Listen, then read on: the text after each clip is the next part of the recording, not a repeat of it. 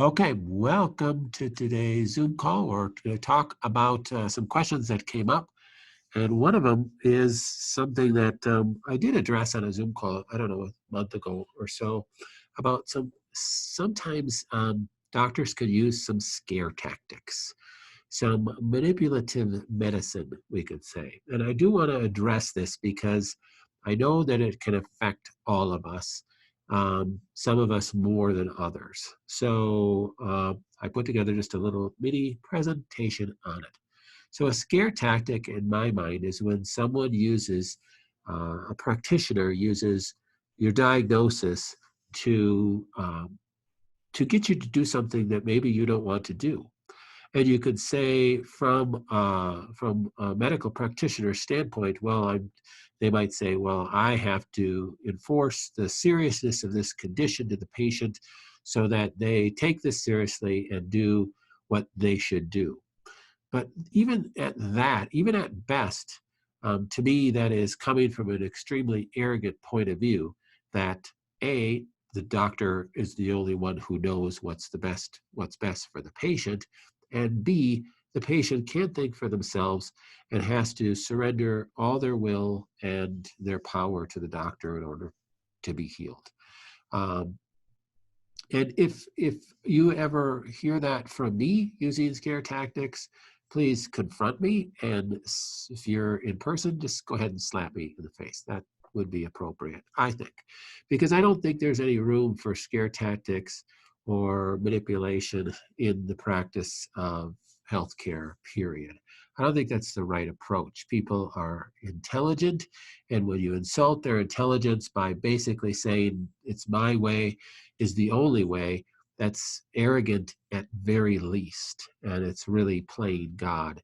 And there's huge danger in that. And unfortunately, that's what takes place a lot of the time, especially in the practice of oncology.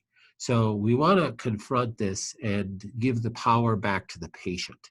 So um, I want you to have some tools to be able to confront this. Matter of fact, there's been articles written about this. This is back from 2004, a New York Times article about doctors using scare tactics. Here's one more recent in 2016 about doctors using scare tactics. And here's one that's pinpointing the Cancer Treatment Centers of America, though we've had patients that have had good results with them. But if they're pinpointing the Cancer Treatment Centers of America, we know it's been elsewhere. This doctor, actually, Dr. Richard Young, is the doctor who wrote this book, American Health Scare, which is quite interesting. I didn't read the whole book, but I read some excerpts of it. Here's one little clip from it talking about the, the, the mental framework of a lot of people in the practice of medicine is that there is a phrase that's used, it's medically necessary, and that's kind of a manipulative tool that is used to kind of get people to not think for themselves, and that the doctor, the pharmaceutical industry, the whole medical industry complex knows what's best for the patient. And if you don't comply with what's best with the patient, that someone else knows what's best for you, then you are basically a non-compliant individual. And many times it's posted, if you could see what your chart says in some of these clinics, you would be appalled, quite honestly, if you are one of those non-compliant people. So this is coming up not just in the practice of oncology, but certainly a lot of information is coming out with vaccinations and forced vaccinations and medical manipulation of the medical pharmaceutical industry, basically saying that you as a consumer don't have the right to your body anymore, and you need to listen to what the medical pharmaceutical industry is saying. And it quite honestly is offensive at the very least. Fear-based medicine is on the rise. And it's something that you as an individual need to confront. So our part, I really believe, since I came into practice back in 1986, is that one of my roles is to be a teacher and to try to re-empower people from this Marcus Welby mentality of the practice of medicine, where you just go in and surrender your complete will and your body and your life to a doctor in a sense of trust, which maybe at one time it was deserved. I don't know that that is true anymore. And when you do surrender your will and your body and everything to a practitioner, um, there's a lot of dangers because everybody's coming from a bias. You're coming from a bias. I'm coming from a bias. And certainly a medical practitioner is coming from a bias. Where are they getting their information from? What literature are they reading? Who's the one who's pushing them in a certain way or not? Even using an example of the vaccine industry, I remember years ago I would do lectures against vaccines, and that not that vaccines are all bad, but that you should just be aware of what you're injecting in yourself in a flu vaccine or a adult vaccine, and certainly in a 6-pound baby in the normal fetal or newborn vaccine schedules, and just trying to make people aware of what is out there, that you take your power back and you start asking the right questions. Now, I used to, people would say, well, I trust my doctor. Why would I even question my doctor? People don't ask that question quite so often anymore, but years ago they did. And my answer was always, look at the bias of where you're getting your information from.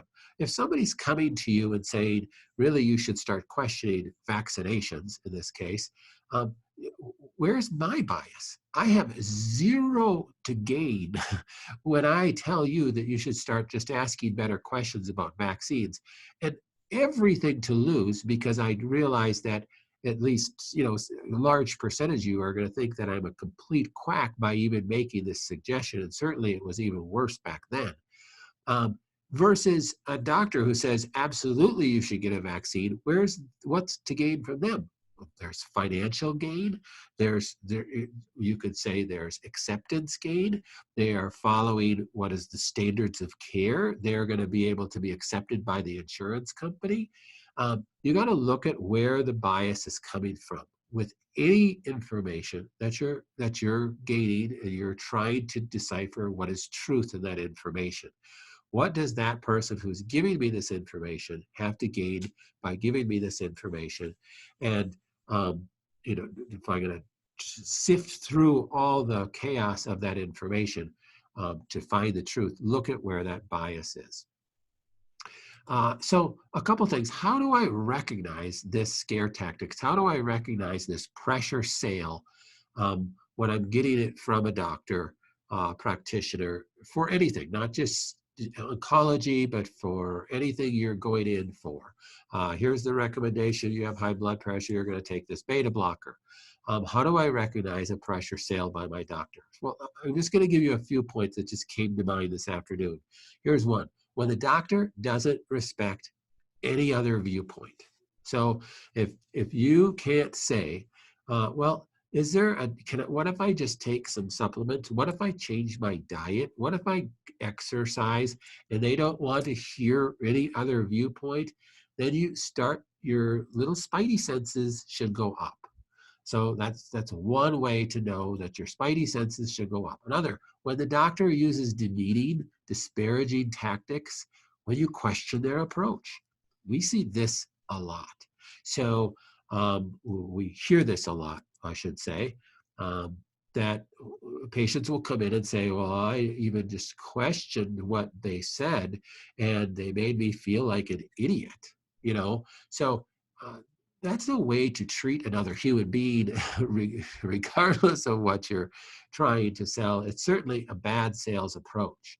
But understand it's a good sales approach if you can get a person to surrender their will to you and then treat them like an idiot if they even question what you say. Now, most doctors are intelligent enough that they could probably talk around your arguments with some, medical terminology that would belittle you and make you feel foolish because you're not understanding all their terms that they're using, and now it kind of pushes you down in your box. And when you sense that, when you sense that your spirit is kind of being squashed down, it's another reason to put up your spidey senses and say, huh, maybe this is going on. Now understand, I am not trying to make every doctor who uses these techniques to be the bad guy. I understand this is a learned behavior often. So it doesn't mean that they're an evil person or anything like that. It can be a learned behavior. Plus, these doctors are going to in-services and are getting yelled at, literally getting yelled at, when they're not getting patients to follow through with standard recommendations. I think I told you the story before, but it's worth repeating. We had a patient once that came to us. She had breast cancer. I think it was this patient, but it doesn't make any difference. She went home. She was using her Rife. She had it set up in her living room, and she came back months later for a recheck, and she goes, "Oh, you're going to love this story." And I said, "What's that?" And she goes, "We're getting our kitchen remodeled." And the guy remodeling our kitchen looked over the other day, this just happened the other day, and saw that I was using my Rife machine and said, "Oh, you got a Rife machine. How cool is that?" And she said, "I thought that was really odd that this carpenter knew what a Rife machine was, so he must have been looking at cancer things or something." And I said, "Oh, do you have cancer?" And he started talking with him. Turns out that this carpenter refinishing their kitchen is actually a medical doctor. And he went on to tell his story that he was going through medical school. His dad was a carpenter, and he did work with his dad, helping him refinish kitchens. And this was his dad's company. And then he went into medicine and he practiced for, I think it was 10 to 12 years. And he said, I just finally had it up to here and I just gave it up.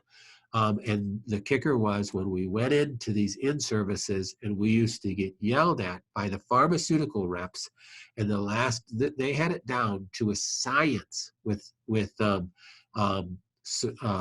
prescribing medications.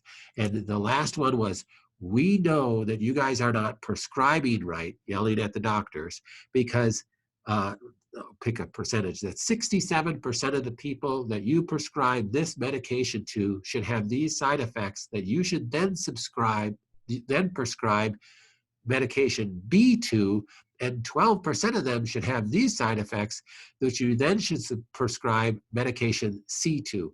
And you only have 47% on medication B and only 6% on medication C, so you are not doing your job. And he just said, that's it. This is not the practice of medicine anymore. This is just totally, we are just basically tools for the pharmaceutical company to get their percentages up. And they got it down to this level of science. Now, I don't get my story exactly right because this actually happened about 6 years ago when we were in our other office. But I thought that was fascinating how many times doctors' hands are tied. So they might have just got out of an in-service where they got yelled at that X amount of breast cancer patients that came in this month, a certain percentage chose not to get, the standard chemotherapy, and you're not doing your job as a doctor if you're not getting people to do it. Here's a way to do it. And they give them literally pressure techniques, sales techniques on how to sell chemotherapy to a patient. And again, I will say, if you ever feel that way from me selling you a nutritional product or your plan here, well then shame on me, because that's just not the godly thing to do. Even if you feel so strongly, and you know how strongly I feel about a Rife machine, I feel like nobody should try to treat cancer without using a Rife. But I also feel like that people should obey God first. And if they don't feel led down this pathway, then by all means, I don't want to have them be my patient. So we are to obey God before we obey man. And when man puts himself, any person puts himself in the position of God and uses manipulation tactics to do anything to another person, whether it's to sell them a car or to sell them chemotherapy, that is not a godly position to be in.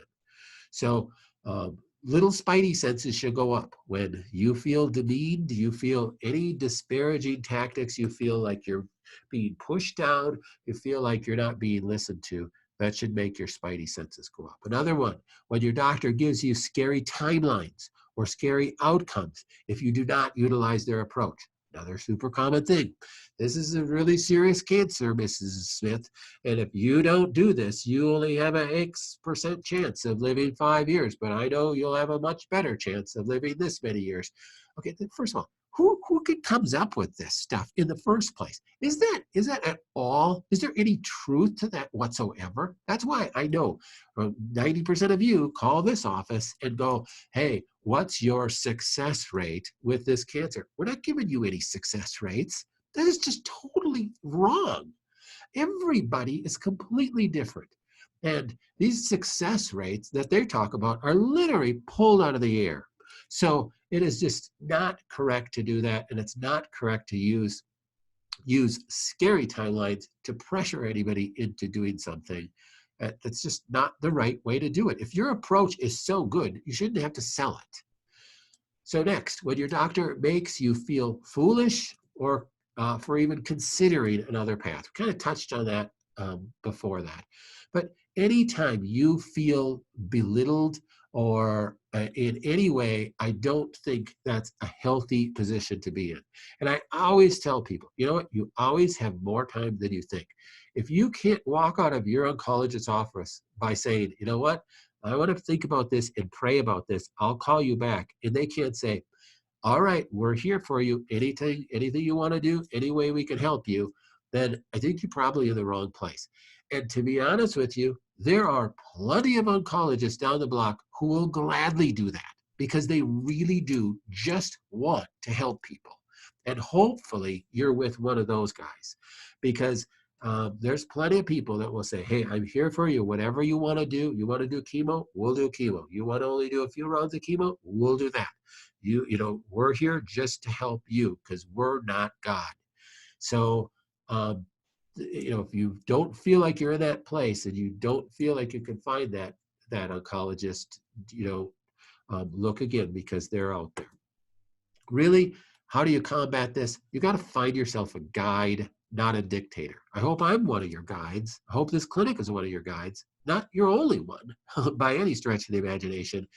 But you don't want somebody who's going to tell you what to do. And I do understand that when you do have a scary diagnosis, many times it's a human tendency that we just want to surrender it over to another person to solve my problem because he's the expert. So I'm just going to do whatever the doctor says because that's the way to go. They know what's best. Well, maybe not. So whenever you surrender your power, you want to say it that way, over to another person, I don't think that's healthy. I think we're only supposed to be surrendering our power over to Jesus Christ and him alone and let him guide us what we're supposed to do. And he's not a dictator. So when you have that dictatorship relationship with anybody else in this world, that is not godly. So do not go down that path. And then you have to feel empowered. That's the key thing. I know that's kind of a new agey word, but I think there's a lot of truth to that terminology. You have to feel like you have control of your health. Of course you surrendered to God and of course he is in control, but in a sense that he's giving it back to you, that you're not surrendering it to some outside source that you think has your your ideal in mind, because that's not always true. So I just thought I needed to touch on that. It's really interesting. We had a patient come in, and this is where one of these questions stems from, that told us, oh my gosh, she had breast cancer. And she said, oh my gosh, the doctor told me I need to do their chemo and radiation and right away because I have PA, estrogen receptor, progesterone receptor, and HER2 receptor positive cancer. So it's much more serious, so I need to do chemo. I just actually, when she said that, I just had to laugh because 90% of the time, it's when you have triple negative, meaning ER negative, PR negative, and HER2 negative, that is the scary cancer, and you need to start chemo right away because this is the more aggressive breast cancer, which I laugh to that as well, because it is not. Just because you don't show positive hormone receptors does not mean the cancer is any more aggressive. All it means is when you don't show positive hormone receptors, it knocks out about 25% of the drugs that they can offer you. So they get a little nervous and say it's more serious, so we need to start chemo right away. Well, it isn't any more aggressive per se than any other cancer. It's just they have less drugs to offer you. And I thought it was so funny when the flip side, this doctor used the same same scare tactics for somebody who does have ER, PR, and HER2 positive. Oh my gosh, you just can't make this stuff up. So, you know, again, it doesn't make your doctor a bad person. You got to understand where they're coming from. But it's time to step out and say, thank you, I'll call you when I need you. And not that you won't do their program, but you got to do it under your, under your power. And certainly as a believer that you really prayed about it, you really have peace about doing that. Maybe even think about using a different oncologist. That's my take on that. Okay, we're going to open it up for questions here. I will,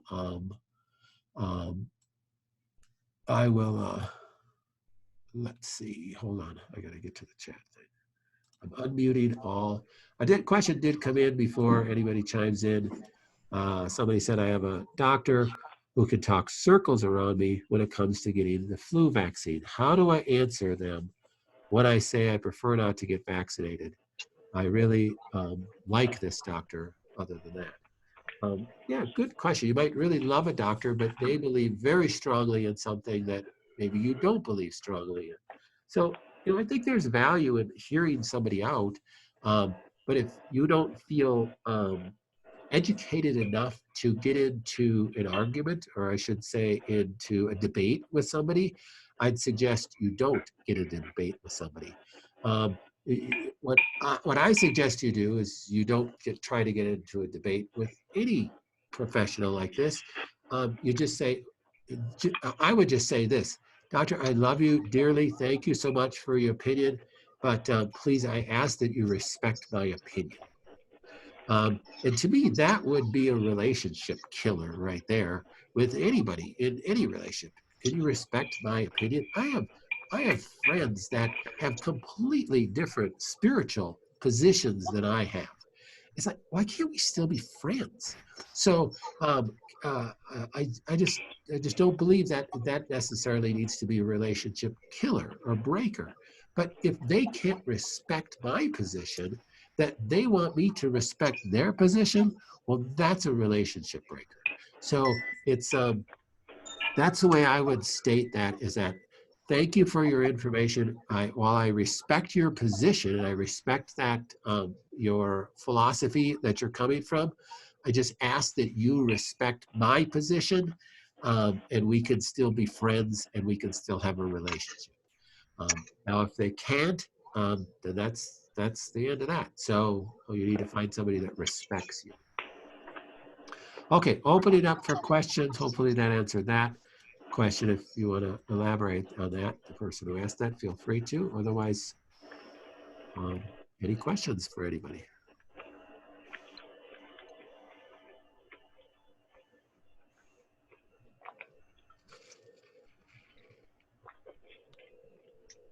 Dr.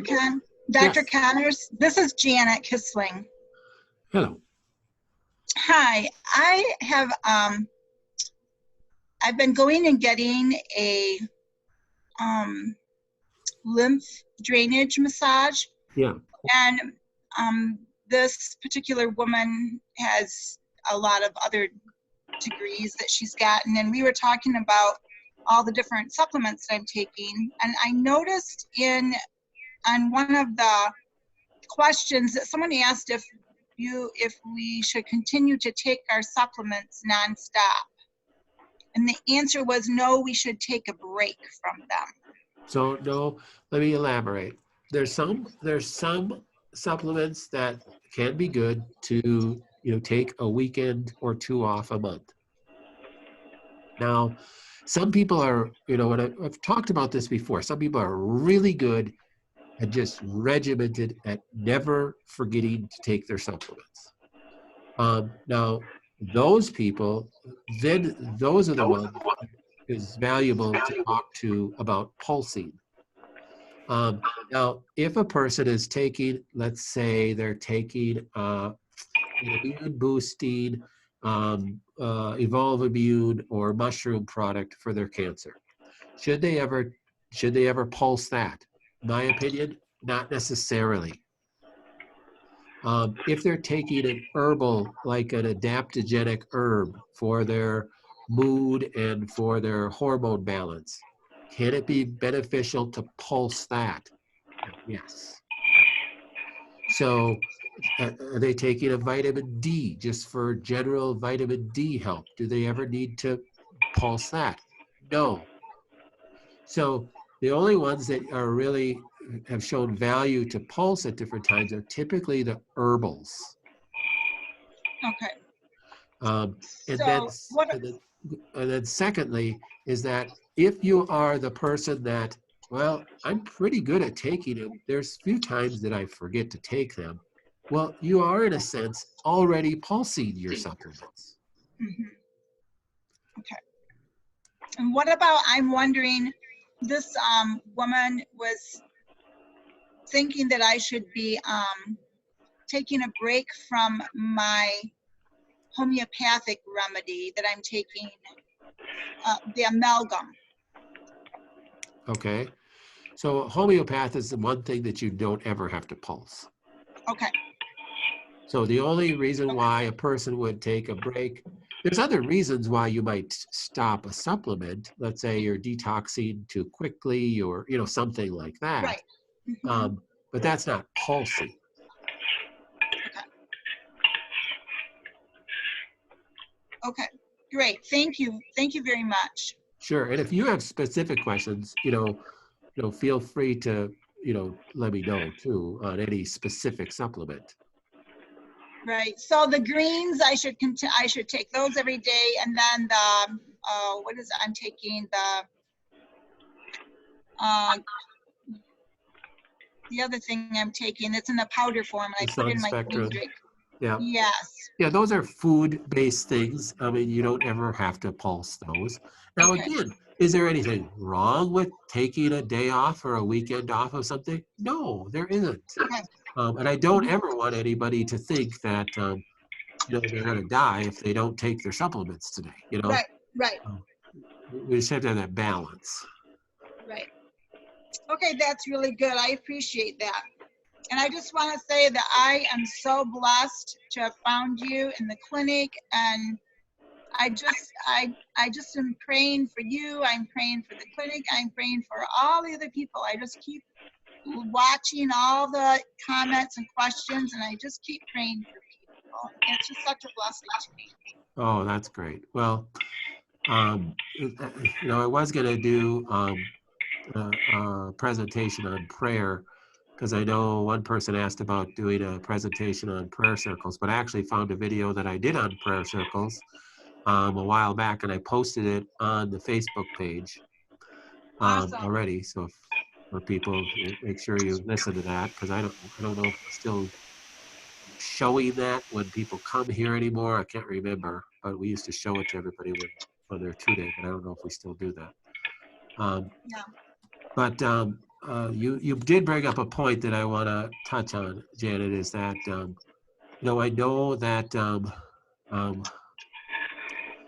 this might be a little sticky subject, but just in how we pray, I want to encourage you, believers, to think maybe a little differently than you're thinking now. It's when we're in a scary situation, we got a cancer diagnosis or something, that could drive us to a deeper prayer life, a deeper spiritual life than we had before.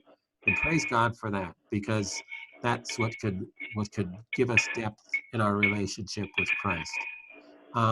But we want to move beyond selfish prayers and praying for my healing, and pray for others and ask God, part of your prayer to be, Lord, who is it you want me to be praying for today? And I think I mentioned this before, and I still pray for my healing, but less often than I pray for yours. And pray even more so for all of our eyes to be opened up, that we can see and be more like Jesus on a daily basis, and that God uses this diagnosis that we've been given to mold us and shape us more to his image.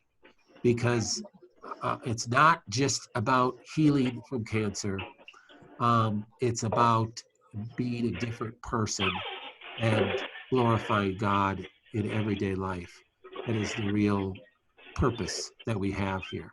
So, you said it, Janet. So I'm just going right off of what you said. You prayed for everybody on that Facebook page. You prayed for other people, and praise God if our diagnosis drives us to that deeper prayer life, that we could have that deeper relationship with Him. So, thank you for Amen. bringing that up. Amen.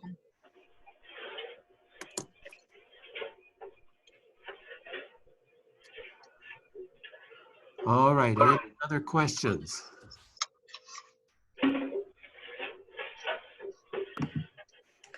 Dr. Connors, this is not a question. It's just something that I have learned since I've had cancer. I've learned to be thankful for the cancer, but I've learned to acknowledge God for the things that He has given me that I do not deserve. And it's made a big difference. Amen to that, right? But what a privilege it is. I mean, we could have just died of getting hit by a bus, right?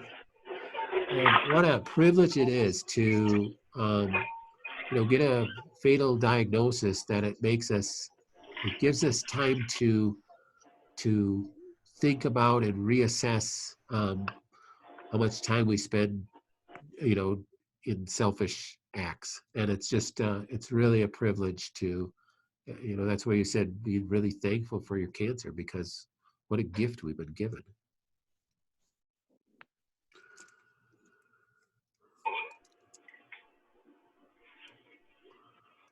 All right, well, we will close out today's meeting. It'll be posted up on Facebook for those who weren't able to attend. Thank you guys again. I'm praying for you daily. Love you all, and keep up the good work and keep fighting the good fight. Thank you. Thank you so much. All right, bye-bye now. Love you as well. Bye-bye.